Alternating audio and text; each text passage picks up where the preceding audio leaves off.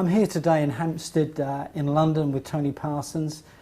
We've heard so much about you, Tony, over the years. It's been incredible. Seriously, over the last, I suppose I picked up your name 10 or 15 years ago, to be honest with you. And I did think I saw you once in Oxford. I'm not sure. I came to see you at, I think you were talking to the universities there. But it's great to be here today. We were in India in February, and your name came up a few times. And it's very nice of you to do an interview with us.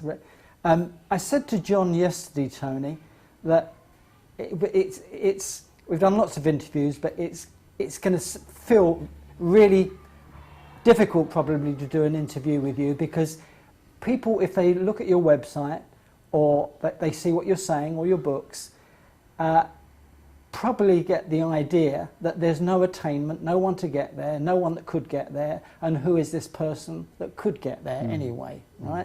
So we were talking about it yesterday in the car, and I said, so it'll be an interesting interview. I'll keep it as brief as I can, but just to tell us a little bit about what your real message is to people. Right, well, you're talking about getting there and know where to get to. I mean, basically the message is saying that the seeker feels, the seeking energy is the seeking of something that they feel they've lost. So the message is, this message is saying that there is nothing lost. What you look for is already in everything. It never went away. You did to go and look for it. And the very act of going to seek what you long for makes what you long for hide. In a way, what you long for hides, and this is brilliant, what you long for hides from you by already being everything. And being you. Well, no, it isn't. No, when you start saying it's you, then you're bringing in something personal. This message is absolutely impersonal. There's no question of this sudden enlightenment happening to a person. It can't happen to a person because the nature of the person is to seek this enlightenment. This enlightenment isn't available for the person. Nobody ever becomes enlightened. Could we go back to the first point where you said they go seeking something that they think they've lost? How does this happen, or why do we think... It's in the nature of, as a very young child, the brain sophisticates and sees the world as separate. So it artificially constructs something called you. The whole nature of what we call me or the self is actually a fabrication. It's a fabrication that comes and goes.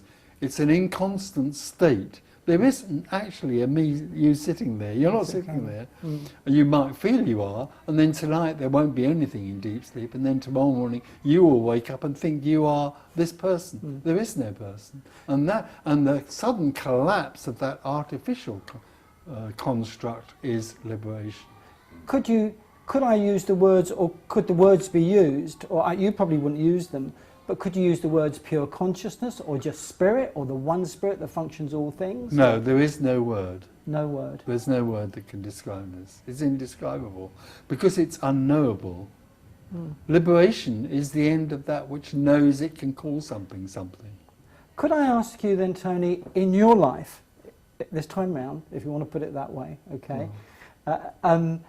you obviously started or seemed to start seeking... Oh yeah, I was a seeker. Well, Tony Parsons, that died one day, was a seeker, and just like anybody else. So it was seeking and looking for something it couldn't find, because what it was looking for was already everything. And did Tony Parsons... the seeker was looking for a particular thing. That's the problem. Right. And did Tony Parsons, the seeming Tony Parsons, did he seemingly seek for long before he had the experience? Oh, years and years. And he got into everything? Well, quite a lot. Yeah, not everything, but quite a lot. But let's be clear about this also. The seeking that Tony Parsons had, or apparently did, has no relevance to liberation at all. It wasn't because I was a seeker that liberation happened. Ah, that's interesting. Seeking is the most effective way to avoid liberation. Interesting. But did Tony Parsons, before Tony Parsons started seeking, was Tony Parsons a businessman? Yeah, well, yes. And yeah. he liked money, and he liked Yeah, goods, enjoyed and he liked business homes? more than anything else. Enjoyed running a business Okay. and all of that. Yeah, oh yeah, quite. So you're really saying that you could have had the experience without seeking? Oh, no question about it. It is the experience, or what you like to call enlightenment or liberation, that happens regardless of seeking, not because of it. So it would have happened anyway? Oh, absolutely. Of course it does. And it happens to all sorts of people who aren't what we call seekers. Right. And so you're basically saying that it can happen to anybody at Oh, of any course, time. yes. And is it like saying the fruit is ripe on a tree? Could you put it You that could way? say that, but it isn't anything to do with the person or where they've got to in their lives. It's just that there is what I call a readiness for this to happen. But it isn't the person's readiness, it's just a readiness. Mm. Is it the end of self-consciousness? Oh, absolutely the end of self. Self-consciousness, or the self or the me, simply suddenly collapses. Of course it's artificial anyway, but it just collapses completely. And there's nothing left. There's no one left. There's no one that now knows they're liberated. Mm. There's no one. There's just liberation. It's And indescribable. But there are going to be people, Tony, looking at this interview, okay, that we put on the internet, and very interested in what you're saying, because there was a seeming Tony Parsons that seemed to seek, and these people are looking at this on the internet, will be those Yeah, seeming Tony Parsoneses yes, absolutely. that seem to seek. There's hundreds and thousands of Hundreds them. and thousands of them. And of course what appeals to them is the idea that they can find something. Yeah. And that's what keeps them from Finding it. this. But presumably, there was somebody who was seeking. Yeah. But there are also other people who are self-conscious who are not seeking. Yeah. But the fact they're not seeking doesn't mean they're liberated. No, it doesn't, but also they can be. But they can be. I have no question. No question of that at all. Absolutely. Because actually, liberation has nothing to do with the person. No. Absolutely. Yeah. It's the end of the apparent construct of a person, Okay. which is artificial anyway. Yeah. So, Tony, would you, and probably a personal experience that you had, and some people don't like to talk about these mystical, call it that, experiences or whatever. Could you tell us about, would you mind telling us about the experience? Yes, except that I didn't have it. This Tony Parsons. It wasn't Tony Parsons who had an experience. No. It was suddenly that the whole construct, artificial, inconstant construct of Tony Parsons suddenly was no more. Nobody did anything about it. There was nobody doing that. No. It was that suddenly that whole sense of self-consciousness simply evaporated. Whoomp. Was it quick, slow, gradual? Do you mind talking about it? It was quick. It was instant. Instant. Instant. But there wasn't anything that knew that was happening. It was just that suddenly there wasn't anyone there anymore. There wasn't any sense of a centre or an identity. Right. Could you call it, for want of a better word, cosmic consciousness or I enlightenment? don't like the word Words. consciousness. I don't even know what it means. I think consciousness is a very unfortunate word. I heard you use the word just life. Like beingness. All that was left was being. All that was left was life. There was only life, and there was nobody having that life anymore. Life wasn't happening to Tony Parsons. Life was happening. That's what's here right now. Absolutely, yeah. This is life happening. Absolutely. and the experience, not that there's anyone having this experience, but presumably living in like that is very different from living. It's not, in a sense it's not. Everything is the same as you see it in a sense, except that what the individual seeker sees is always separate from them. So that's why seeking is so unsatisfactory, because the person is always apart from what's happening. But the walls and the books and your face are just the same as you would see them, except that there's no one here seeing them, and there's nothing here that feels separate from them. So this is togetherness. Would you say that you experienced then being everything? Not that you No, experienced not being everything in the sense I am the sea and the sky and the walls, because there is no I to be am. There just is sitting on a seat talking. So you could say if you use the word consciousness, which you don't want to, But it's not self-consciousness. No. It's not even a cosmic It's self-consciousness. not, and it's not an awareness of this thing sitting here talking. It's just this thing sitting here talking. So it's the natural reality. Yeah. What is? It's actually the natural reality. Yeah. And this thing can function. This thing will go out and have dinner in a minute, or lunch or something, and get up from here and walk down the stairs. But nobody will do it. It's just what will be happening.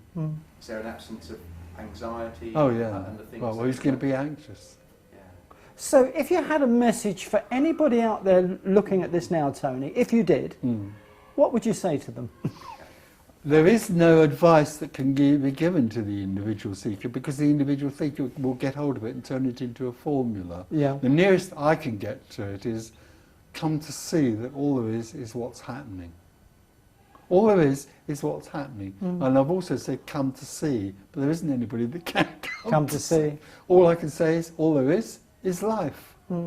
How many seeming years was this ago, Tony, that you experienced what you would say is reality, or yeah, 20 odd years ago. 28.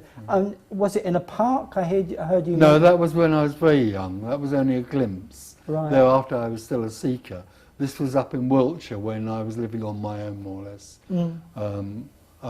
Although by then I'd met Claire, who I'm now married to, and she's very much a part of this. You know, in the end, when we lived together, this had happened to me. After a little while, it happened to her, and we shared this together with other people. Wow. But in that sense, I was just somewhere, and suddenly there wasn't anyone. Does Claire talk about this? Oh God, often? yes. Does she talk about But she doesn't talk about it in the same way as I do. She doesn't present it. She comes to everything, and then she talks to people on a one-to-one basis. Right. What makes you share this and write books about it? No, nothing. This isn't on a mission. This isn't something that thinks I must go and share this in the world. It's what happens. Yeah, no agenda. It's like us making these little documentaries. Going to Tesco's and buying potatoes is what happens. Yeah. Having this meeting we're having this afternoon is another thing that happens. Possibly, and it's not more important to have a meeting than to go to Tesco's. And liberation is the realisation that there is nothing that's significant or important. There is only life, which is utterly beautiful and without some special purpose. It's just, why would that need a purpose? Exactly. It just is flowers flowering. It doesn't need any reason to flower. So it's the same with everything. It's as if a layer is added to this life that ends up individual people with The individual layer, you could say, is like a bit of artificial software that's been added, and it's completely and utterly useless. Get over that one. Yeah. I know, you said that I'm not into gurus and this and that, but nevertheless, Ramana Maharshi did say that there is a thought, an I thought that arises in the heart, goes up to the brain, and then sees an objective world, and then when it subsides and disappears. Can you comment at all about that? No, separation is not a thought or a belief or an idea. It's energy. It's energetically held. It's in every cell of the body. We grow up as individuals. We reinforce the sense of being individual, and that's embodied in us. It's like an energy that's embodied, and it's like a contracted, resistant, tense energy. So you're saying it goes much deeper than... Oh God, yeah. And liberation is a sudden release of that contraction into boundlessness. So when that collapse happens, all this cellular, everything... It's complete relaxation. It's sort of a let go of something held.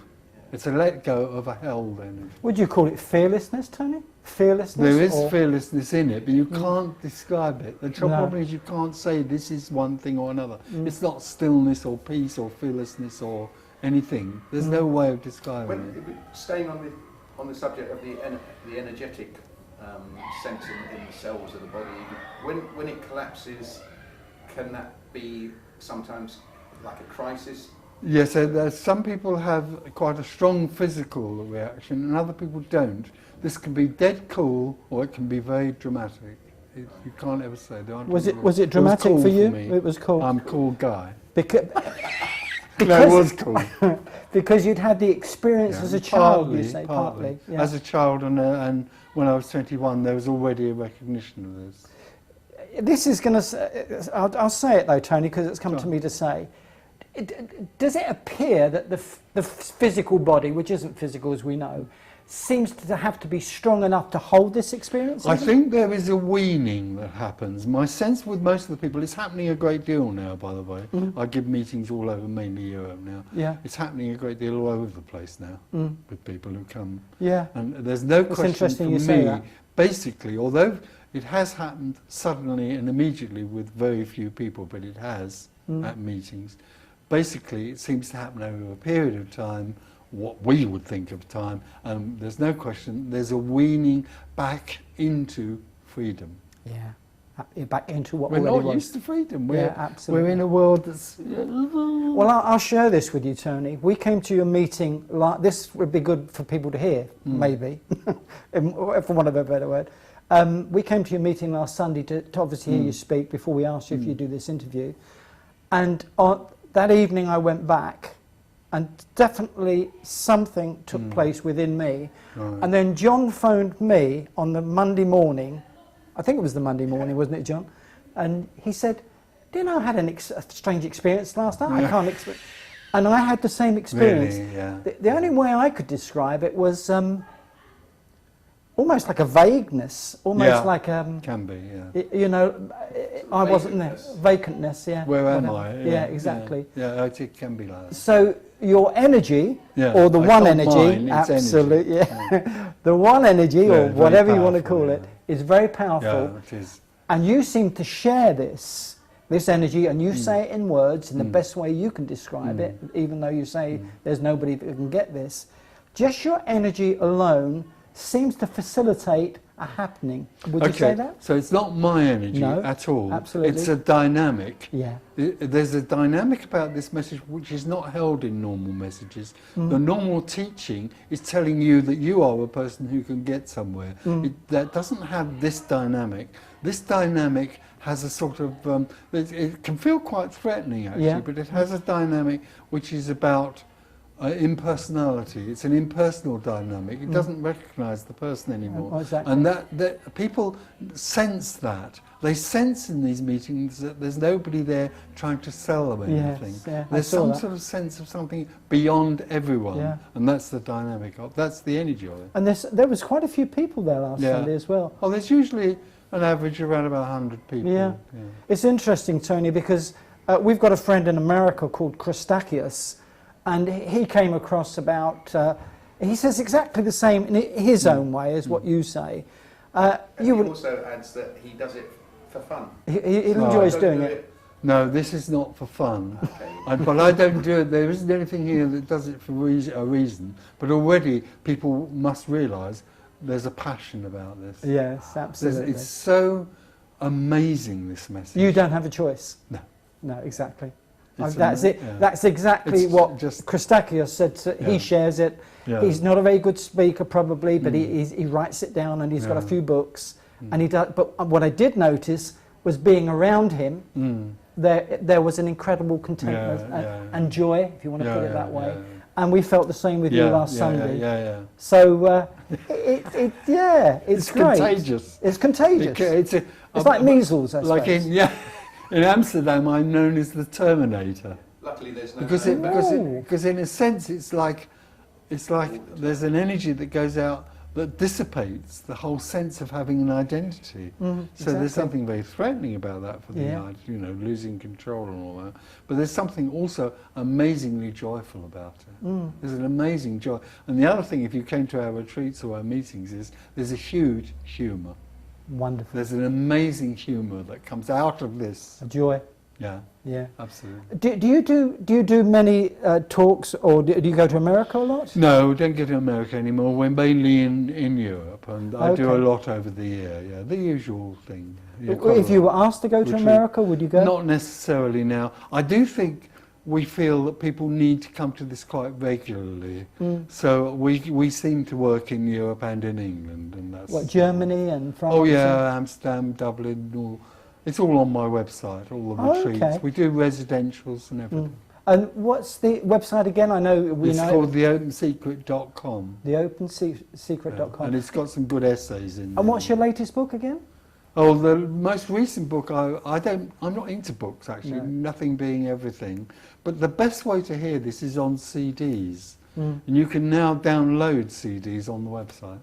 And are they CDs? They're of much you more, just talking? yeah, well, it's Is it meetings, it's meetings. It's meetings. And it's very alive and juicy. And most people say they get far more energy out of that than Yeah, ever reading a absolutely. book. Spontaneous. Yeah.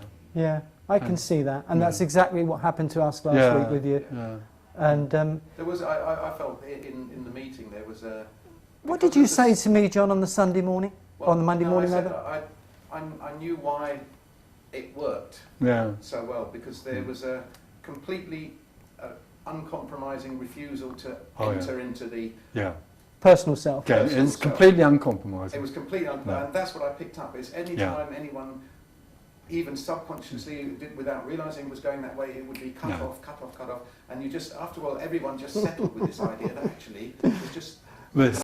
But that's what happens. You see, the seeker comes along and thinks, "Oh, I'm going to find a formula," and they come and they hear this and they can't get anywhere. No, And what exactly. can happen is that they can't get anywhere, and suddenly there's a realization there's nowhere to get because this is it already. Exactly. That's what happens. And I can see it in your eyes, Yeah. Tony. So it's been great you sharing this with Oh. us. It really has. Just very briefly, Tony, the experience was there being no you. There's nothing left but Nothing- this. nothing Nothing left. left but this. But this. Would you call that pure spirit, or would you call it I wouldn't call it. You wouldn't give it a anything. I name? just call it Let this. it be itself. this? Okay, Okay, Tony. thank you Well, very thank much. you very much Thank for you. sharing it. And anybody looking on the website, I'm sure Yeah. they'll get a lot out of this. Yeah. And your meetings are in Hampstead quite a Oh, lot. it's in all on the London. website. It's yeah. all on the website. In London and in Europe. The Open Secret. Yeah. Okay. Great. Thank you. Thank you. Thank you. Lovely. That was good.